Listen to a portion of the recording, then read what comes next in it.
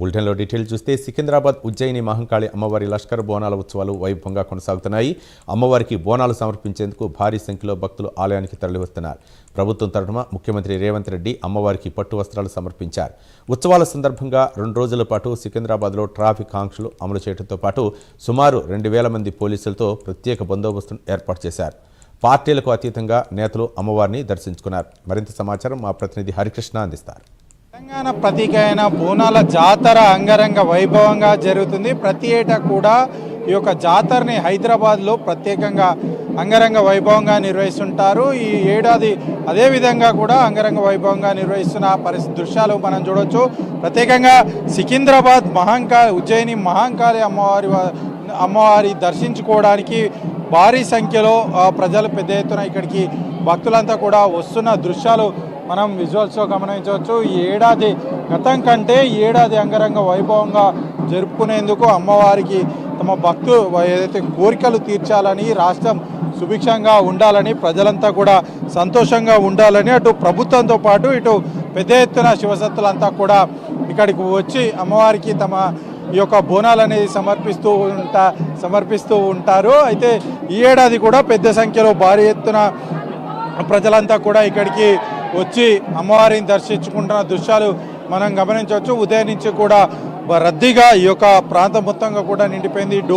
డోలు సప్పులతో శివసత్తుల శిగాలతో ఆత్మాయిక ప్రాంతాయంగా సికింద్రాబాద్ మొత్తంగా కూడా నిండిపోయిన పరిస్థితి అవుతుంది. ప్రస్తుతం మనం విజువల్స్లో గమనిస్తే పెద్ద ఎత్తున భక్తులు ఇక్కడికి చేరుకొని అమ్మవారిని దర్శించుకుంటున్న విజువల్స్ గమనించవచ్చు. శివసత్తులు పెద్ద ఎత్తున ఈ యొక్క శిగాలు పూనకాలు ఊగుతున్న విజువల్స్ మనం గమనించవచ్చు. లోపల ప్రత్యేకంగా అమ్మవారికి ఈ యొక్క బోనాలు అనేది ప్రతి ఏటా కూడా అంటే భక్తులు తమ యొక్క ప్రేమను అమ్మవారికి తమ యొక్క భక్తిని చాటుకునేందుకు బోనాలు ప్రత్యేక అలంకారంతో కూడా ఇక్కడికి తీసుకొస్తున్న విజువల్స్ మనం గమనించవచ్చు. బోనాలు పండుగలు అంటేనే ప్రధానంగా ఈ యొక్క పోతురాజుల ఆటలు, శివసత్తుల శిగాలు ప్రత్యేకంగా ఈ యొక్క బోనాల జాతరలో ప్రత్యేకంగా ఉంటాయి. ప్రత్యేకంగా ఏదైతే అమ్మవారిని భక్తి పరవశంతో వారి నృత్యాలు ప్రత్యేక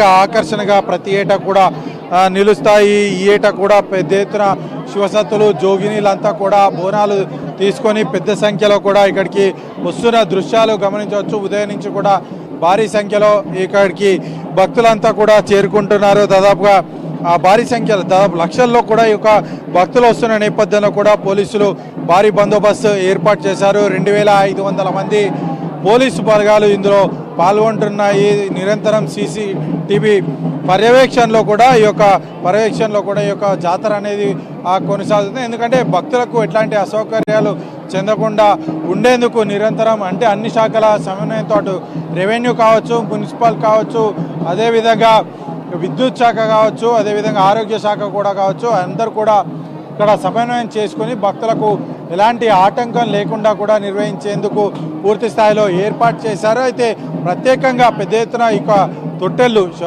అంటే ఏదైతే అమ్మవారిని కోరిన కోరికలు నెరవేరినందుకు ప్రత్యేకంగా తొట్టెలు కూడా పెద్ద ఎత్తున ఇక్కడికి తీసుకొస్తున్న పరిస్థితి అయితే ఉంది. శివసత్తుల శిగాలతోటి, డోలు సప్పులతోటి సికింద్రాబాద్ ప్రాంతం మొత్తంగా కూడా ఆత్మాయిక వాతావరణంలో నెలకొందని చెప్పవచ్చు. పెద్ద సంఖ్యలో కూడా భక్తులంతా కూడా వస్తున్నారు. రేపు ఉదయం 10 నుంచి 11 గంటల మధ్యలో రంగం కార్యక్రమం కూడా ఉంటుంది. అయితే అమ్మవారు జోగినిపైకి వచ్చి ఒక భవిష్యవాణి కూడా చెప్పే కార్యక్రమం రేపు ఉదయం ఉంటుంది. ఇప్పటికే అటు ప్రభుత్వం పూర్తి స్థాయిలో ఏర్పాటు చేసింది. ప్రత్యేకంగా ఈ యొక్క జాతరకు 20 కోట్ల రూపాయలు కేటాయించడం అయితే జరిగింది. ప్రభుత్వం తరఫున పట్టు వస్త్రాలు కూడా ముఖ్యమంత్రి రేవంత్ రెడ్డి సమర్పించిన నేపథ్యం అయితే ఉంది. రేపు ఈ యొక్క భవిష్యవాణి కార్యక్రమం కూడా ఉంటున్న నేపథ్యంలో కూడా భారీ స్థాయిలో పెద్ద ఎత్తున ఈ యొక్క భక్తులు వచ్చే అవకాశం ఉందని చెప్పేసి కూడా అంచనా వేసేందుకు తగ్గ ఏర్పాట్లు కూడా చేసిన పరిస్థితి అయితే ఉంది. ఏది ఏమైనా సరే ప్రతి ఏటా కన్నా ఈ ఏటా అంగరంగ వైభవంగా ఈ యొక్క బోనాల జాతర అనేది కొనసాగుతూ ఉంది. సికింద్రాబాద్ ప్రాంతం మొత్తం కూడా డోలు వాయిద్యాలతో, శివసత్తుల శిగాలతో మొత్తం కూడా నిండిపోయింది.